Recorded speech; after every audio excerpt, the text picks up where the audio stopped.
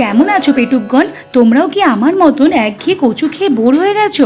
তাহলে তৈরি করে নাও আজকের এই লাল লাল দুর্দান্ত টেস্টি কচুর তরকারি। খেতে হবে জাস্ট অসাম। মিক্সচার গ্রাইন্ডারে গোটা ধনে, গোটা জিরে, কালো সর্ষে, শুকনো লঙ্কা, আদা, রসুন, দারুচিনি, এলাচ আর জল দিয়ে একটা স্মুথ পেস্ট তৈরি করে নিয়েছি।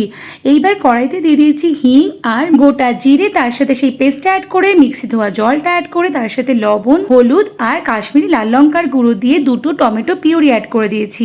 ভালো করে নাড়াচাড়া করে এর মধ্যে ভেজে রাখা কচুগুলোকে দিয়ে নাড়াচাড়া করে কাসুরি মেথি অ্যাড করে দেব। তারপর এইটাকে আমরা প্রেসার কুকারে নিয়ে নেব। তার জন্য কড়াইতে সর্ষের তেলের মধ্যে তেজপাতা দিয়ে কষানো কচুগুলোকে অ্যাড করে 1 থেকে 1.5 গ্লাস জল দিয়ে একটা সিটি আসা পর্যন্ত অপেক্ষা করব। তারপর নামিয়ে দিয়ে দিচ্ছি এর মধ্যে হাফ কাপ মতন ফ্রেশ ক্রিম।